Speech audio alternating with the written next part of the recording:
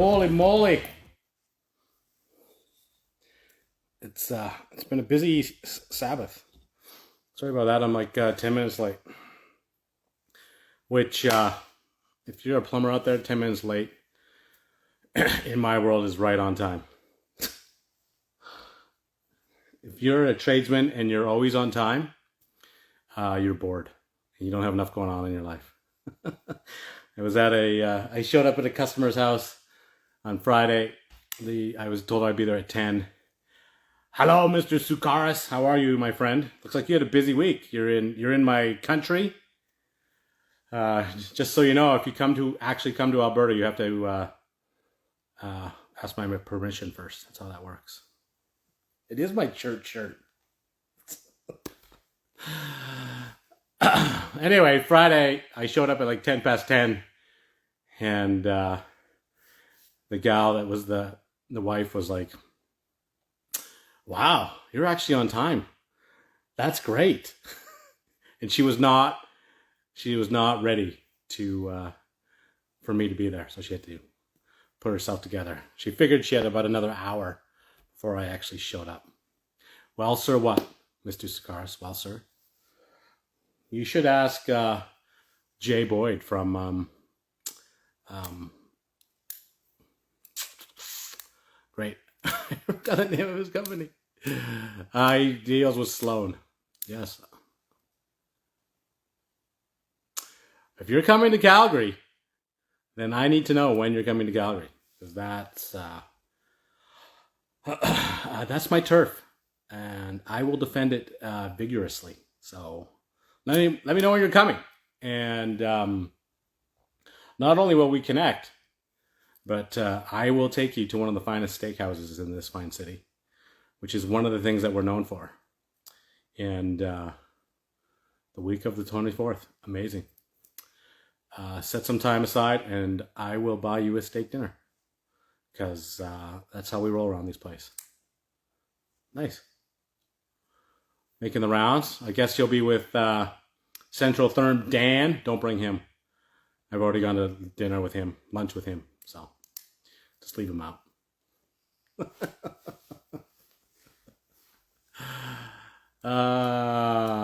It only happens on the weekends. Yes. Yep. Yeah, Alberta beef is the best. Don't let Jeff's on here from Texas, so don't listen. Texas is no.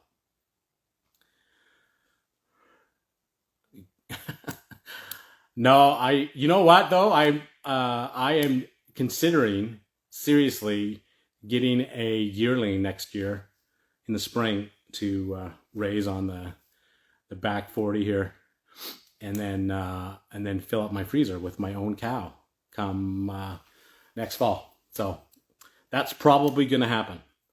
We're going to live that experience. So, but I will, having traveled lots of places, there's lots of fantastic beef out there, but Alberta steak is top notch. Russell, how are you, my friend?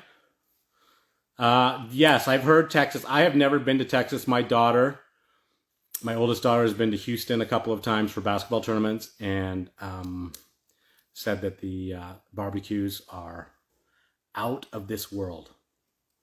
And if I'm being completely honest, her report back to me was the size of the people in Texas were out of this world too.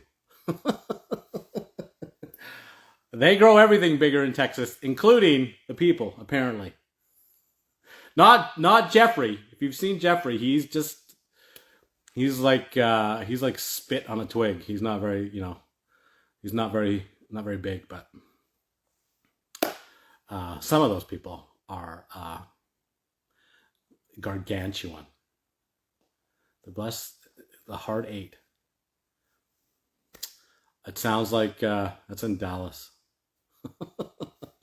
Jeffrey's like, I think, now I could be wrong, Jeff, you can, like, he's way south. Like, he's 4 hours south of Dallas. He's in the middle of Timbuktu.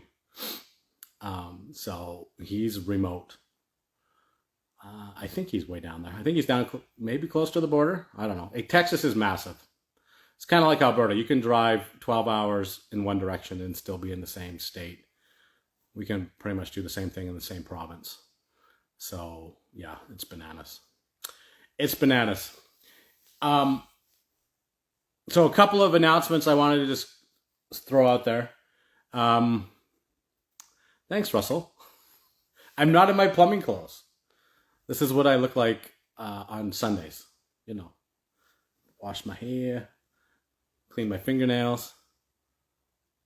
Yeah. I know that you're out there. South, way south though, right?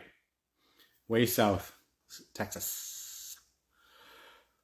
I've recently discovered thumbnails, so going to be updating all my thumbnails on my YouTube channel. I've also discovered doing sections on YouTube, so I'm gonna up my game on that stuff. And we are going to, obviously this is all going to be the Hard 8 barbecue. I will make note of it right here. Hard 8. We tend to go a little bit long. I've talked to quite a few people, particularly here in my neck of the woods. And they say they really enjoy the old barn banter, but it's too long. One guy says, I really like your videos. I'm like, oh yeah? Have you ever watched one all the way through? And he's like, no. Which I love the honesty of it all. So we're going to obviously post it here on IG as a full-length video. And then on YouTube and on Spotify, we're going to break them up into like 15, 20-minute segments. So they're a little bit more digestible, I think, is the best way to put it. And yeah, now that we've sort of crested everybody going back to school and the, sort of everybody's back from holidays, we've got a couple of excellent guests that will be coming on. So it'll be hopefully entertaining and worth everybody's time. I also wanted just to throw out there, I've had quite a few people ask me, why am I doing this? And the reason why is I've been doing this a long freaking time. And I think it's an opportunity for me just to sort of give back and answer some questions and help out those that are, sort of coming up behind to avoid some of the massive pitfalls that I have fallen into and had to climb and claw my way out of. Because people are dicks. There's no other way to put that. That they, that most people will do everything within their power to take advantage of you as a tradesman. I thought I would share a couple of interesting stories. So I started in 1998 my own company. And the first job I ever did was a big custom home just south of town for a lawyer. In-floor heating everywhere. We did in-floor heating. We sent out for her hot tub that was going to run off her boiler. So we did a ton of, it was just a super complex, in-depth job. It was really my first sort of solo big job. And it was worth about $80,000. And we went for my final check, which was about 35 of that. I showed up in her office, and her name is Diane. That's all I'll reveal. And her comment to me as I showed up to collect the check, she says, you know what, I'm not going to pay you. And I don't have to pay you because I'm a lawyer. And if you want to fight me in court, that's fine. But it will cost me nothing because I will defend myself. And it'll cost you tens of thousands of dollars to recover this. So just take your losses and take it as a lesson. And I remember, there was no complaint about the work. There was no issues. Everything passed. Everything worked. She had just decided that she wasn't going to pay the last payment.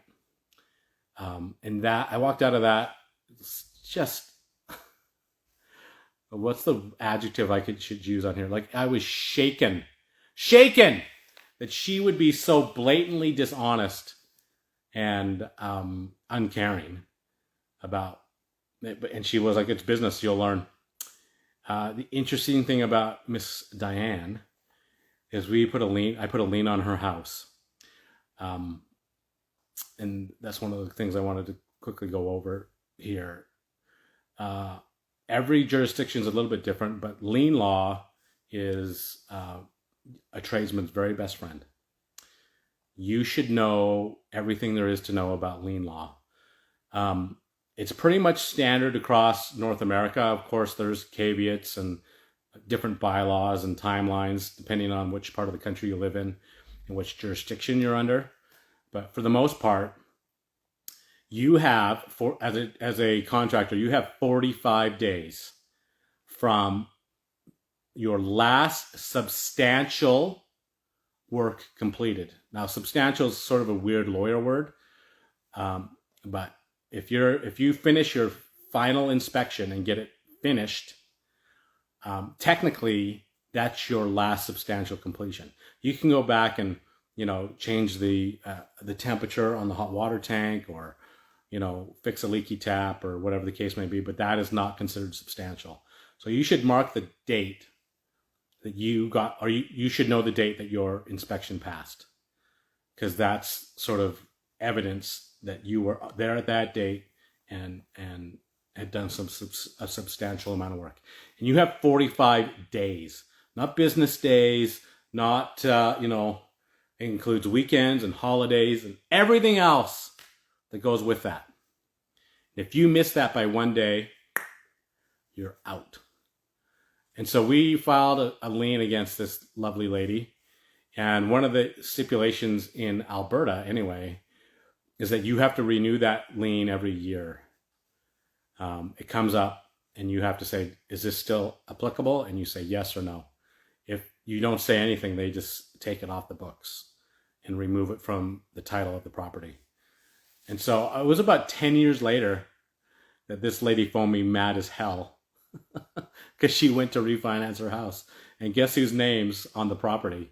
My name's on the property. She was so mad that she had to settle that debt. And it was one of those little victories, I guess. So there are three things. A bunch of people have asked me about starting your own business, and there's lots of people that are out there doing it or trying to do it and wondering if they're up to it, if it's something that they can do. It's one thing to be a plumber, and you could be the best technician in the whole world. But you being a plumber and being a businessman are not the same thing, not even close to the same thing. And that literally probably took me 12, 15 years to figure out. It was a it was a long and steep learning curve, because for the longest time, and everybody in my family will vouch for this, I trusted people way too much and thought that they would do the right thing, because that's sort of how I lived my own life.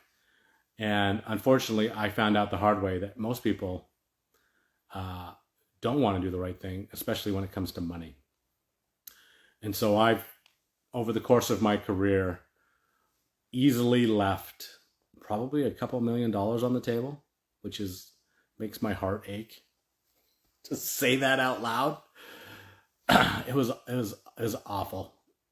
The realization that people are jerks, and that when it comes to money, unless they are legally bound to pay you, they will do just about everything in their power not to pay you.